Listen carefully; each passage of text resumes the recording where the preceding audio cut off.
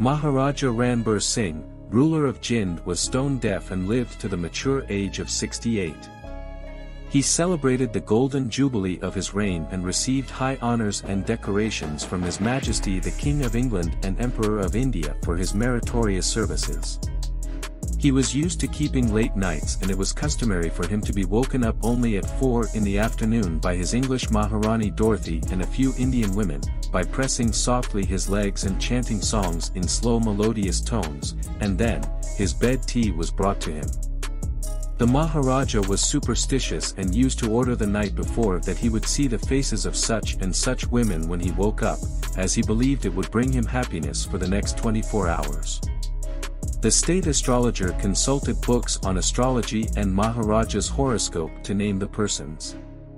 Outside his bedroom would be waiting the Prime Minister and ministers of the government, along with the aides-de-camp in uniform. He lived in a palace called Hermitage, also known as Gabdan, and this palace was built at a distance of 6 miles from Sungarur, the capital of the state in northern India.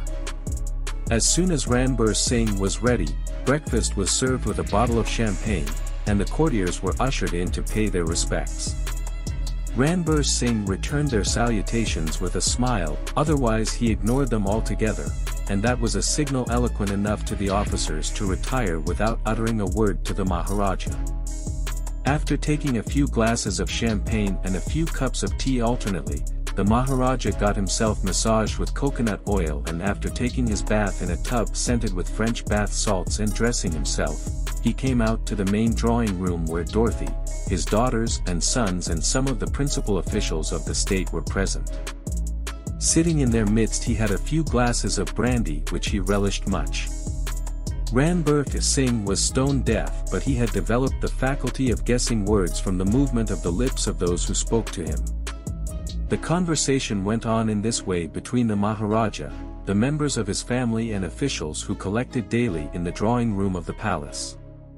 At about 11:30 p.m. dinner was served, which lasted for about 2 hours. After dinner, the Maharaja played cards with some officials of the state and his guests.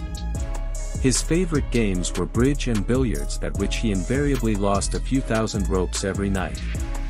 The games continued till 4 a.m. and sometimes till dawn. By that time the Maharaja had taken 25 large pegs of brandy, which was his normal quota for the night.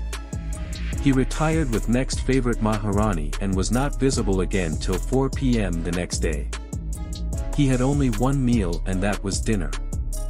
The Maharaja changed his daily routine only on the occasion of Viceroy and other distinguished guests to suit their convenience. He felt unhappy when he was thus obliged to alter his normal timings, but as he was fond of shooting the big game, he adjusted himself to the time and occasion.